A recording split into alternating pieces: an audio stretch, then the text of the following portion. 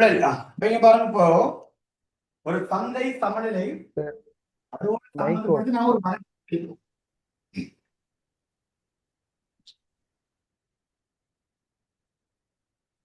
இப்போ ரெண்டு அச்சுகள் எலிக்குத்தச்சு விலையச்சு விலையச்சு பெரும்பாலும் ரூபாய் இருக்குமே ரூபா அப்ப கிடையச்சு தொகை தொகை எல்லாம் நீ அலைகள் இருக்கும்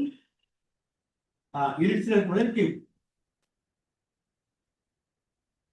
இப்போ ரெண்டு கோடுகள் ஒண்ணு கேள்வி கோடு கேள்வி விதிக்கமே மேலிருந்து கீழ் நோக்கி சந்தி செல்ற கேள்வி கோடு டி கீழிருந்து மேல் நோக்கி கூட கீழிருந்து மேல் நோக்கி சந்தி செல்ற நிரம்பல் கோடு இப்போ இந்த ரெண்டு கோடுகளும் ஒரு இடத்துல சந்திக்கிற புள்ளிதான் சமநிலை புள்ளி டி இப்போ சமநிலை விலை பிரைஸ் இது இப்போ தந்திருக்கு பாருங்க 400 ரூபாய் தந்திருப்போம் முன்னாடி எழுதி கொள்ளுங்க அதான் சமநிலை விலை 400 ரூபாய்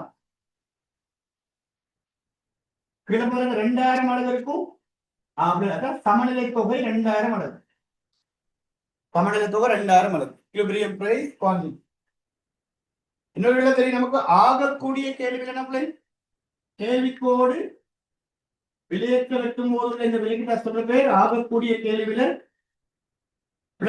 ஆகக்கூடிய கேள்வியில maximum demand price maximum demand price ஆகக்கூடிய கேள்வி விலை அல்லது வேறு பேர்கள் சொல்லுவோம் நுகர்வோர் வாங்க தயாரான விலை அல்லது செலுத்த தயாரான விலை வாங்க தயாரான விலை செலுத்த தயாரான விலை அல்லது தொகை பூச்சியமாக உள்ள போதுள்ள விலை அப்படின்னு சொன்னா சரி தொகை பூச்சியமாக உள்ள போதுள்ள விலை அதான் ஆகக்கூடிய கேள்வி விலை அதே மாதிரி நிரம்பல் கோடு விலையற்ற சந்திக்கும் போது ஒரு விலை 100 ரூபாய் கொடுத்துருக்க பாருங்க இதுதான் ஆக குறைந்த நிரம்பல் விலை இதுதான் மினிமம் சப்ளை பிரைஸ் குறைந்தபட்ச நிரம்பல் விலை அல்லது உற்பத்தியாளர் விற்க தயாரான விலை உற்பத்தியாளர் பெற தயாரான விலை இது உண்மையில எதுனா நாங்க தேர்ச்சி நாள்ல படிச்சு அந்த ஏபிசி கோட்டின் அதித்தாழ்ந்த புள்ளி தானே ஏபிசி கோட்டின் அதித்தாழ்ந்த புள்ளி அப்ப இப்படின்னு சொல்லி விடுவாங்க குறைந்த சராசரி மாறும் குறைந்த இழிவளவான சராசரி மாறும் செலவு தான் அந்த 100 ரூபாய் உற்பத்தியாளர் தொடர்ந்தும் தொழிலை நிலைச்சிருக்கிறதா அல்லது தொழிலை விட்டு வெளியேறுவதா என்பதை தீர்மானிக்கிறது இந்த விலை தானே குறைஞ்சபட்சம் அவர் சந்தைக்கு என்டர் ஆவாரு தன்னுடைய பொருளை 100 ரூபாய் விலைக்காச்சு குறைஞ்சது வித்தாவும் சரி அதுக்கும் மேலதிகமா வச்சு வித்தா அது அவருக்கு நன்மை 100 ரூபாய்க்கு குறைஞ்சுதான் விலையே இருக்குன்னா அவர் சந்தையை விட்டு வெளியேறுவார் அந்த பொருளை அவர் சந்தைக்கே கொண்டு வர மாட்டார் ஓகே சார் அது தவிர நான் உங்களுக்கு கொஞ்சம் எழுத்துக்கள் கொடுத்துருக்க பாருங்க ஆங்கில எழுத்துக்கள் இருக்கும் இதுல ஏ பி சி அப்புறம் டி இ எஃப் அப்புறம் ஜி எச் ஐ ஜே இதுல எழுத்துக்கள் கொடுத்துருக்க இப்ப பாருங்க உங்களுக்கு ஒரு சார்ட் கொடுத்துருக்கு இந்த சார்ட்டை பாருங்க இந்த சார்ட்டை பாருங்க பிள்ளை சமநிலை வெளியீட்டில் சமநிலை வெளியினா 2000 சமநிலை வெளியீடு அந்த சமநிலை வெளியீட்டில் நுகர்வோர் செலுத்த தயாரான பணத்தின் அளவு நுகர்வோன் செலுத்திய பணத்தின் அளவு தென் நுகர்வோன் மிகை அத குறியீட்டிலையும் கணிக்கணும் பெருமதிலையும் கணிக்கணும் இந்த வினா விலை கொண்டீங்கன்னா நீங்க இந்த நுகர்வோர் மிகை அதெல்லாம் ஈஸியா புரிஞ்சுக்கலாம் வடையா அழைக்கணும் அப்ப இங்க பாருங்க முதலாம் சமநிலை வெளியீட்டுக்காக பிள்ளைக்கலாம் சமநிலை வெளியீட்டுக்காக போன அந்த 2000 அலகு பிள்ளைகள் சமநிலை வெளியீடு 2000 அலகுகள் அப்ப இந்த சமநிலை வெளியீட்டுக்காக நுகர்வோர் முதலாவது நுகர்வோர் செலுத்த தயாரான பணத்தின் அளவு நுகர்வோர் செலுத்த தயாரான பணத்தின் அளவு பிள்ளை அது நான் செலுத்த தயாரான சந்தைக்கு அவர் செலவு செய்ய தயாரான அளவு எவ்வளவு பணத்தை அவர் செலவழிக்க ரெடி மார்க்கெட்ல இந்த பொருளை வாங்க அதான் செலவு செய்ய தயாரான பணத்தின் அளவு என்று சொல்லுது முடியும் அப்ப அவர் எவ்வளவு மட்டும் செலவழிக்க தயாராவாரான்னு சந்தைக்கு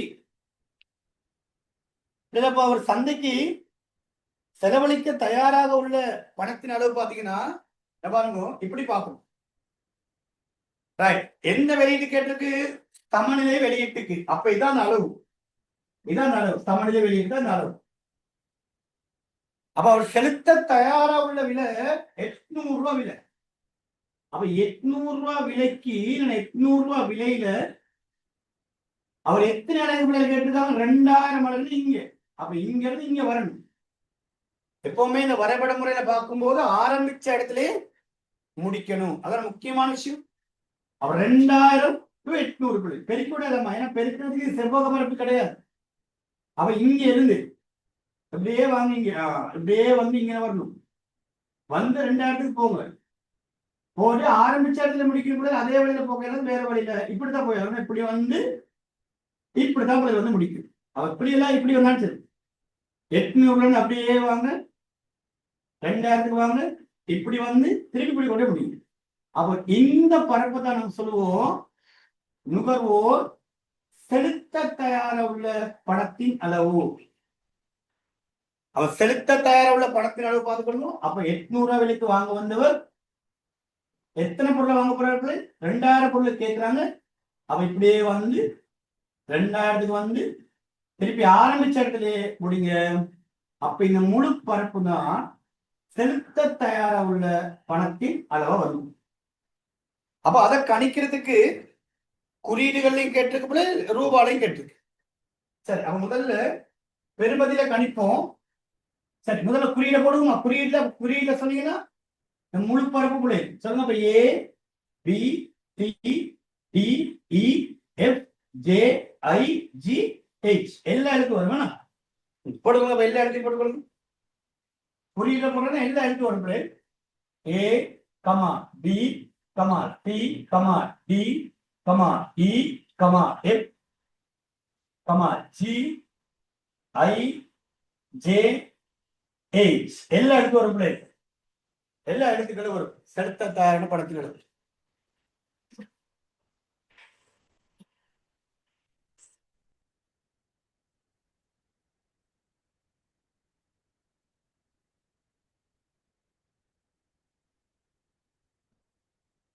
இதே நீங்க ரூபால கணிக்க போறீங்கன்னா அப்ப இந்த முழு பரப்பு பார்த்தா இந்த முழு பரப்பு என்பது ஒரு சரிவகத்தின் பரப்பு தான். அப்ப சரிவகத்தின் பரப்புக்கு சமன்பாடு அரை தர இது சமாந்தர பக்கத்தின் கூட்டுத்தொகை. அப்ப எதுக்கு சமாந்தர பக்கம்? இது ஒரு சமாந்தர பக்கம், இது ஒரு சமாந்தர பக்கம். அப்ப இந்த தூரம் 800 பிளஸ் இந்த தூரம் இங்க பாருங்க 400 சேர்த்து இன்டு குத்தியரம். குத்தியரம் இந்த டிஸ்டன்ஸ் இதுதான் குத்தியரம். எப்படி பார்க்க கூடாது, இது 400 கிடையாது, இந்த தூரம் கீழே இங்க நீங்க வரைக்கும் பார்த்தா 2000 பிள்ளைகள் குத்தியரம்.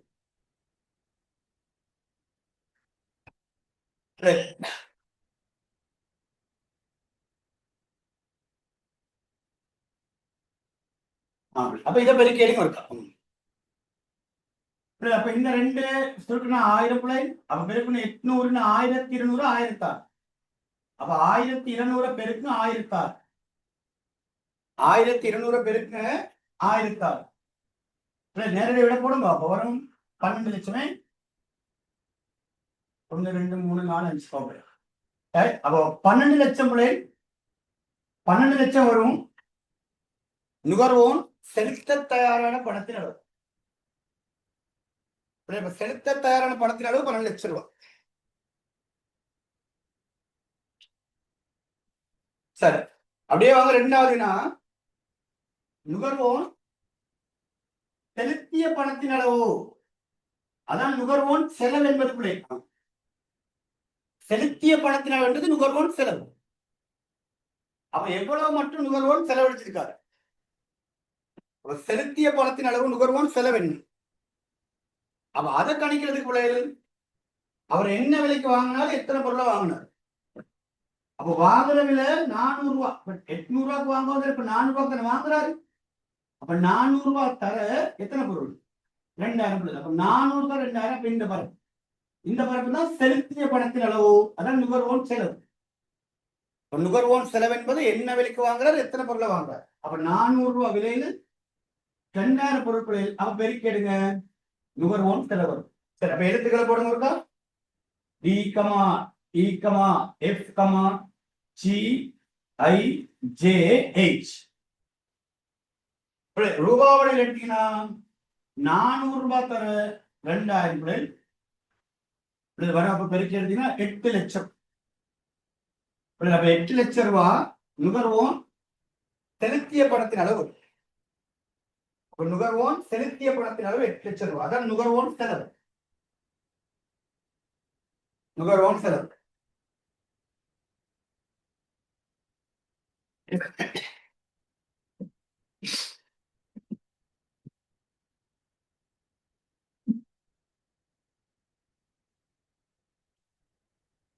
இப்போ அவங்களே ஃபைனலா நுகர்வோர் மிகை.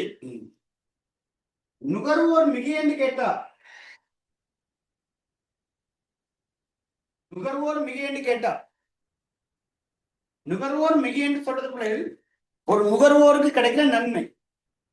சந்தைக்கு நுகர்வோன் பொருளை வாங்குறதுக்கு இல்லைன்னா பொருளை வாங்க செலவழிக்கிறதுக்கு தயாரா வந்தாரு 12 லட்சம் ரூபாய். 12 லட்சம் ரூபாய் செலவழிச்சு வாங்க வேண்டிய பொருளை 8 லட்சம் ரூபாய் செலவழிச்சு வாங்கிட்டாருன்னா அப்ப அவருக்கு கிடைக்கிற அந்த 4 லட்சம் ரூபாவை தான் நம்ம சொல்லுவோம் நுகர்வோன் மிகை. அப்ப நுகர்வோன் செலவு செய்ய தயாரான பணத்தின் அளவை விட நுகர்வோன் செலவழிச்ச பணத்தின் அளவு குறைவாக அமைதல் நுகர்வோன் மிகைன்னு சொல்லுவோம். முன்பக்கம் அந்த வரவிலக்கணத்துல ஒரு ஸ்பேஸ்ல அதான் நீங்க எழுதணுமா. நுகர்வோன் செலவு செய்ய தயாரான பணத்தின் அளவை விட நுகர்வோன் செலவழிச்ச பணத்தின் அளவு குறைவு. பாருங்க, இவ்வளோ செலவழிக்க தயாரா வந்தார். இவ்வளோ செலவழிக்க தயாரா வந்தார். ஆனா செலவழிச்சிருக்காரு இந்த பரப்பு தான் செலவழிச்சிருக்காரு. அப்போ இந்த அளவு துண்டு அவர் செலவு செய்யாம மிச்சப்படுத்திய பகுதி. அவர் செலவு செய்யாம மிச்சப்படுத்திய இந்த பகுதியை தான் நாங்க சொல்லுவோம் நுகர்வோர் மிகை, கன்சியூமர் சர்ப்ளஸ் என்று சொல்லுவோம். நுகர்வோர் மிகை, கன்சியூமர் சர்ப்ளஸ். அப்ப இந்த பகுதியை தான் செலவழிக்காம இந்த பகுதி தான் நாங்க சொல்லுவோம் நுகர்வோர் மிகை. அப்படி நுகர்வோர் மிகைன்னு சொல்லுவோமா, நுகர்வோர் மிகை, கன்சியூமர் சர்ப்ளஸ் சொல்லுவோம். அப்ப அதை கணிக்கிறதுக்கு என்ன சமன்பாடு, 2 சமன்பாடு உண்டு. இந்த 12 லட்சத்துல இருந்து 8 லட்சத்தை கழிங்க. இந்த 12 லட்சத்துல இருந்து 8 லட்சத்தை கழிங்க. கழிச்சா 4 லட்சம் வரும். அப்ப அடையாளம் போட்டீங்கன்னா ஏக்கமா பிகமா சி இதுல இருந்து கழிச்சா இந்த துண்டுல இந்த துண்டை கழிச்சா இந்த டியும் டி வெட்டுப்படும், இந்த இயும் வெட்டுப்படும், இது வெட்டுப்படும், எஃப் வெட்டுப்படும், ஜி வெட்டுப்படும், ஐ வெட்டுப்படும், ஜே வெட்டுப்படும், ஹெச் வெட்டுப்படும். அப்ப என்ன மிஞ்சும்? ஏ பிசி. அதான் மிகை. ஏபிசி தான் மிகை. அப்ப இந்த ஏ பி சி என்ற இந்த பரப்பை தான் நாம் சொல்லுவோம் நுகர்வோனுக்கான மிகை. நுகர்வோனுக்கான மிகை. அதை கணிக்கிறதுக்கு நம்ம 2 சமன்பாடு வச்சிருக்கோம்.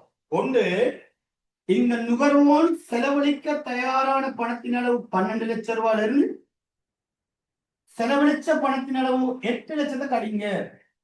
வரும் ரூபாய் 2 லட்சம். சரி, ரூபாய் 4 லட்சம் பிள்ளைகள், ரூபாய் 4 லட்சம் நுகர்வோன் மிகை, கன்சியூமர் சர்ப்ளஸ்.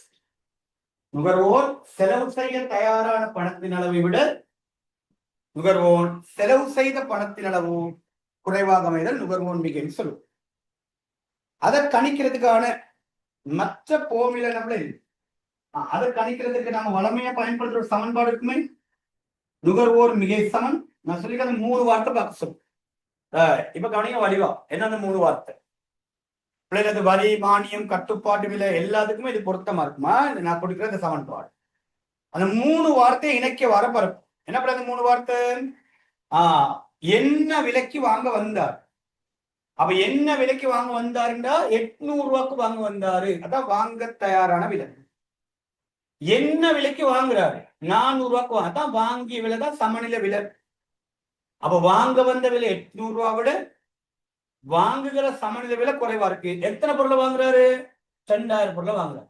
அப்ப இந்த 3ஐயுமே இணைக்க வர பரப்பு. அப்ப இந்த பரப்பு தான் ஆரம்பிச்ச இடத்துல முடிக்கணும். வாங்க வந்த விலை 800 ரூபாய், வாங்கிய விலை 400 ரூபாய், வாங்கிய தொகை 2000 பிள்ளைகள்.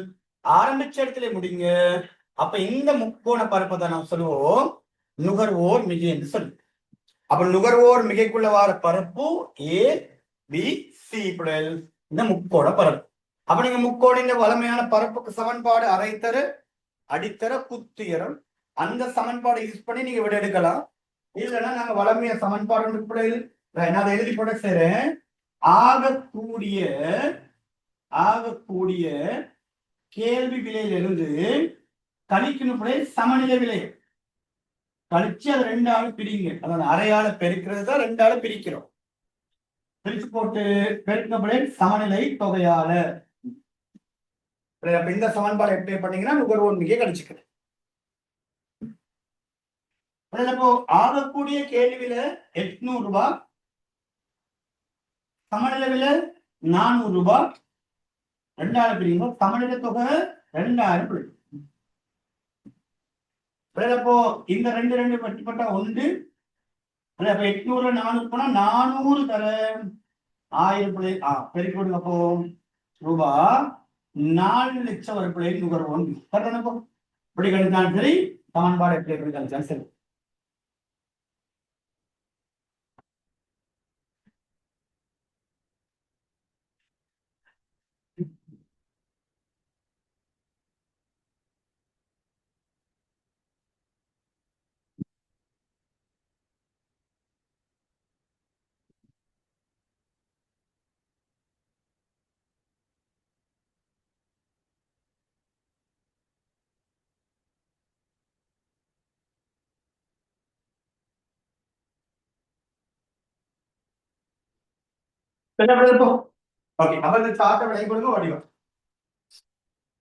நுகர்வோர் மிக அதை கணிக்கிறதுக்கான சமன்பாடு பார்த்தோம்.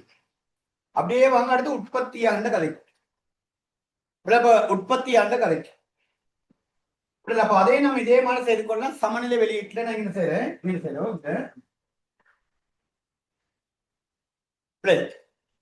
அதே மாதிரிதான் சமநிலை வெளியீட்டில் சமநிலை வெளியீடுனா அப்ப 2000 தான் 2000 சமநிலை வெளியீடுனா 2000 வரை.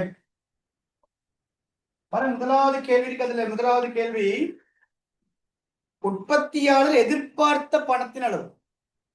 அப்ப அவர் எவ்வளவு பணம் எதிர்பார்க்கிறார் மாறி குறிச்சுக்கொள்ளுங்க. உற்பத்தியாளர் எதிர்பார்த்த வருமானத்தின் அளவு அது இப்படி கூட சொல்லுவாங்க. ஆக குறைந்த வருமானத்தின் அளவு அவர் சந்தையில பொருளை விற்று குறைஞ்சபட்சம் தனக்கு கிடைக்க வேண்டிய வருமானம், அதான் ஆக குறைந்த வருமானத்தின் அளவு. அப்போ ஆக குறைந்த வருமானம் என்ன? அவ எதிர்பார்த்த ஆக குறைந்த வருமானம் என்ன பண்ணுறா? அவர் எவ்வளவு வருமானம் எதிர்பார்த்து வந்தார் சந்தைக்கு? மினிமம் இன்கம் என்ன? ஏன்னா ஒரு உற்பத்தியாளர் எதிர்பார்க்கை குறைஞ்சபட்சம் தான் தொழில நினைச்சிருக்கணும்னு சொன்னா குறைஞ்சது அவருக்கு கிடைக்க வேண்டிய ஒரு வருமானம் இருக்க. நீங்க தேர்ச்சினால நம்ம படிச்சிருக்கோம். ஒரு உற்பத்தியாளன் தன்னுடைய தொழிலை தொடர்ந்து செய்யணும்னா தன்னுடைய வருமானத்தை கொண்டு மாறும் செலவை ஈடு செய்யறதுக்கான ஒரு வருமானம் கிடைக்கும். மாறும் செலவை கூட ஈடு செய்ய முடியாத அளவுக்கு ஒரு வருமானம் என்றா அவங்க தொழிலை விட்டு வெளியேறுவாங்கன்னு சொல்லி. அப்ப இங்க அதே கதை தான் பாருங்க. முடிவு அடைகிறது. அப்ப அவர் சந்தைக்கு வராரு, குறைஞ்சபட்சம் தனக்கு எவ்வளவு வருமானம் கிடைக்கணும், குறைஞ்சபட்சம் எவ்வளவு வருமானம் கிடைக்கணும்னு சொல்லி பாருங்க. அதுதான் 100 ரூபாய் விலை. அப்ப குறைஞ்சபட்சம் தனக்கு கிடைக்க வேண்டிய விலை 100 ரூபாய். ஆக குறைந்த நிலம்பர விலை 100 ரூபாய். அதன்படி எத்தனை வெளியீட்டுக்கு 2000 வெளியீட்டு சமநிலை வெளியீடு. அப்ப இதைதான் நேரடியாக பெருக்கலாமா? ஏன்னா நேரடியாக பெருக்கிறது இங்க ஒரு செவ்வக பரப்பு இல்லை. அப்ப இங்க இருந்து இங்க போகணும். அப்ப எப்படி போகணும்? ஒண்ணு இப்படி வாங்க, 100 இப்படி வந்தாச்சு. அப்புறம் இப்படியே போகும், 2000 போகும். ஆரம்பிச்ச இடத்துல முடிக்கணும்னா போன வழியில வராது, இப்படிதான் வரும். இப்படி வந்து இப்படிதான் வந்தோம், வேற வழியில. அப்போ இப்படி வந்து இப்படி போயிட்டு இந்த இடத்துல வாங்க, மாறி வச்சுங்க, இதான போகணும். அப்ப இப்படி வந்தா சரி, இங்க இருந்து இப்படியே வாங்க, இங்க வாங்க, திருப்பி ஆரம்பிச்ச இடத்துல முடிங்க. அப்ப இந்த வருமானங்கள் இந்த பரப்பத்தை நாம் சொல்லுவோம் உற்பத்தியாளர் எதிர்பார்த்த ஆக குறைந்தபட்ச வருமானம்.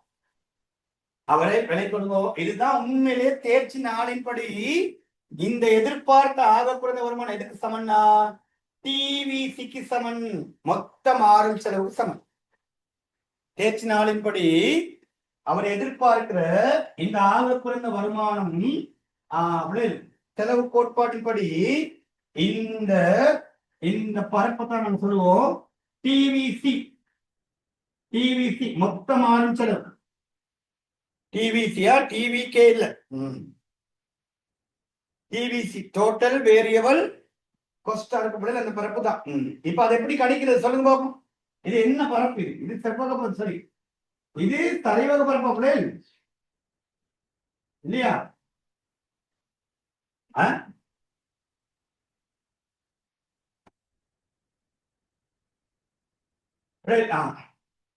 சொல்லுங்க.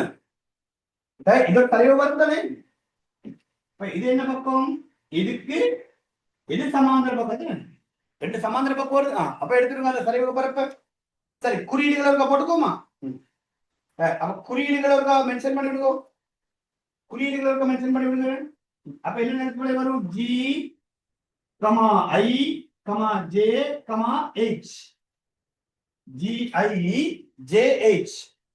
அதான் உற்பத்தியாளர் எதிர்பார்த்த குறைந்தபட்ச வருமானம், எதிர்பார்த்த குறைந்தபட்ச பணத்தின் அளவு. அவ சரிவகத்தின் மரபு அழைத்தல் சமாந்தர பக்க கூட்டுத்தொகை இருக்கிறது. இது 100 பிள்ளைகள், இந்த தூரம் 400. அவர் 100 400 100 பிளஸ் 400 100 பிளஸ் 400 இன்டு குத்துயர். குத்துயர் வந்து இந்த தூரம் பிள்ளைகள். அப்ப இந்த தூரம் 2000 வெட்டுப்பட்ட பிள்ளைகள். அப்போ 1000 கூட்டினா 500. அப்ப 500 தர 1000 பிள்ளைகள் கொடுங்க ரூபாய் 5 லட்சம் வழங்குதான். அப்ப 5 லட்சம். அவ உற்பத்தியாளர் எதிர்பார்த்த குறைஞ்சபட்ச வருமானத்தின் அளவு 5 லட்சம் ரூபாய். அவர் சந்தைக்கு வராரு, தனக்கு 5 லட்சம் ரூபாய் வருமானமாச்ச கிடைக்கணும். இந்த 2000 பொருளை வித்தா இந்த 5 லட்சம் உண்மையிலே அவருடைய மாறும் செலவா இருக்கும் 5 லட்சம். அதை விட கூட கிடைச்சுன்னா அவருக்கு நன்மை. அவ்வளவுதான் விஷயம். அந்த நன்மை தான் உற்பத்தியாளர் மிக லாபம்னு சொல்லலாது. ஏன் பிள்ளை லாபம்னு சொல்லலதுன்னா அங்க நிலையான செலவை கழிக்கணுமே. இங்க நிலையான செலவு கான்செப்ட் இல்லை. இங்க இருக்கிறது மாறும் செலவு மட்டும்தான். அப்படியே வாங்க அடுத்த வினா. உற்பத்தியாளருக்கு கிடைத்த பணத்தின் அளவு, அவருக்கு கிடைத்த பணத்தின் அளவு நம்ம. அப்ப கிடைத்த பணம் என்ற பெற்ற வருமானம். அப்ப உற்பத்தியாளர் பெற்ற வருமானம். அப்ப பெற்ற வருமானம் இப்ப என்ன விலைக்கு பொருளை வித்தாரு, எவ்வளவு பொருளை வித்தாரு, அவ்வளவு வருமானம் பார்ப்போம். Revenue TR total revenue.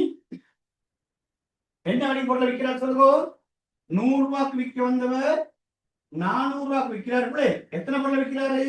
2000. அப்ப 400 இன்டு 2000. அப்ப 400 தர 2000 பெருக்கி கொடுங்க. அப்போ கிட்டத்தட்ட 8 லட்சம் ரூபாய் வருமானம் அவருக்கு கிடைக்கும். அப்ப அவருக்கு கிடைக்கப்பெற வருமானத்தின் அளவு 8 லட்சம் ரூபாய். கிடைக்கப்பெறுகிற வருமானத்தின் அளவு 8 லட்சம் ரூபாய். குறியீடுகள் போடுங்க, நிறுத்தல போடுங்க. அப்ப இந்த பரப்பு நிறுத்தல போடுங்க. அப்படி டிஇஎஃப்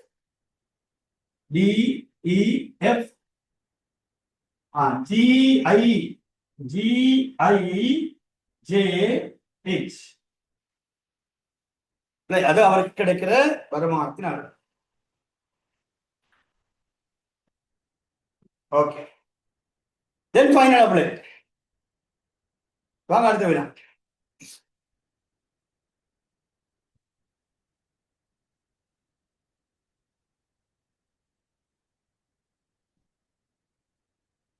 ஃபைனல் அடுத்த வினா. உற்பத்தியாளர் மிகை என்ன? இப்ப வாங்க கண்டிப்பா உற்பத்தியாளர் மிகை ப்ரொடியூசர் சர்ப்ளஸ்.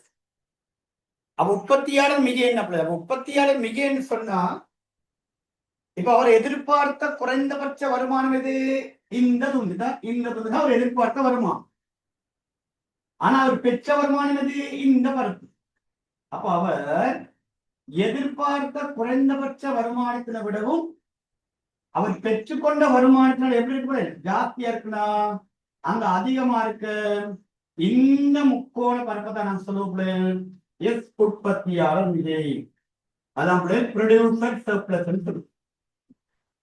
அப்போ இந்த பரப்பு உற்பத்தியாளர் மிகையால் எடுத்து போட்டீங்கன்னா டிஇஎஃப் அப்ப டிஇஎஃப் உற்பத்தியாளர் மிகை. அப்ப அதை நீங்க கணிக்கிறேன்னு சொன்னாப்ல இந்த பெற்றுக்கொண்ட வருமானத்தின் அளவுல இருந்து அவர் பெற தயாரான வருமானத்தின் அளவை கழிச்சுடும். அவர் பெற்றுக்கொண்ட வருமானத்தின் அளவு 8 லட்சம் ரூபாய், அவர் பெற தயாரான வருமானத்தின் அளவு 5 லட்சம் ரூபாய். அப்ப கழிச்ச வேண்டாம் ரூபாய் 3 லட்சம். அதான் உற்பத்தியாளர் விலை. 3 லட்சம் ரூபாய் உற்பத்தியாளர் விலை. Producer surplus 3 lakhs. அல்லது அதுக்கு ஒரு சமன்பாடு கூட. அல்லது அந்த சமன்பாடு வழியாக கவனிச்சுக்கணும். வலிமையான ஒரு சமன்பாடு தான். சமன்பாடு போடும் உற்பத்தியாளர் மிகை சமன் சமநிலை விலையில இருந்து கழிப்பும் ஆக குறைந்த நிரம்பல் விலையை. சமநிலை விலையிலிருந்து ஆக குறைந்த நிரம்பல் விலையை கழிச்சு போட்டு 2 பிரிச்சு சமநிலை தொகையால் கழிங்க. சமநிலை விலை என்றது அவருக்கு விற்கிற விலை. சமநிலை விலைன்னா விற்கிற விலை. அப்ப இந்த உதாரணத்தின் படி சமநிலை விலை விற்கிற விலை 400 ரூபாய், குறைந்தபட்ச விலை 100 ரூபாய். 2 பிரிச்சு சமநிலை தொகை 2000 திருப்பி விடுது. கொஞ்சம் 2 வெட்டுப்பட்டா 1 பிள்ளைல அப்ப நேரடி விலை போடுமா? கடிச்சா 300 1000 பிள்ளைல அப்ப ரூபாய் 3 லட்சம் உற்பத்தியாளர் மிகவும் 3 லட்சம் உற்பத்தி. சரி, இப்படி விலை கொடுங்க விஷயத்தை. இல்லைன்னா இந்த சமன்பாடு எப்படி பண்ணிக்கலாம்? நீங்க தேர்ச்சி நாளின் படி TR இருந்து TVC தேர்ச்சி நாளின் படி எவ்வளவு? TR 4 லட்சம் ரூபாய். சரி, TR 8 லட்சம் ரூபாய். TVC 5 லட்சம் ரூபாய். அதே பாருங்க சமன்பாடுகளை பார்த்துக்கொள்ளுங்க. அப்ப உற்பத்தியாளர் இப்படி ஒரு சமன்பாடு கூட இருக்கு. TR மைனஸ் TVC மொத்த வருமானத்திலிருந்து மொத்த மாறும் செலவு கழிச்சும் உற்பத்தியாளர் மிகையை எடுத்துக்கொள்ளவில்லை.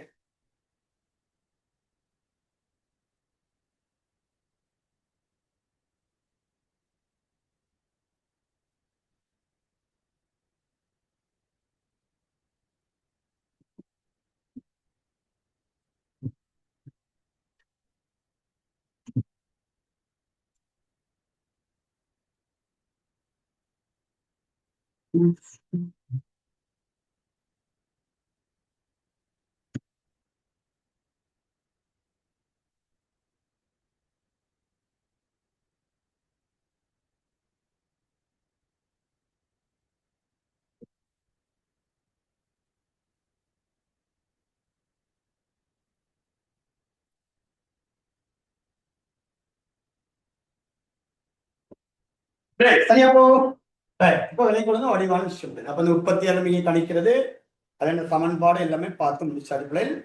2 பேருடைய மிகையை சேர்த்தா தானே பொருளாதார மிகை. சமநிலையின் போது தோன்றுகிற உற்பத்தியாளர் மிகையும் நுகர்வோர் மிகையை சேர்த்தீங்கன்னா அது ஒட்டுமொத்த பொருளாதார மிகை. அது அப்ப என்டையர் எக்கனாமிக்ஸுக்கான சர்ப்ளஸ் இது.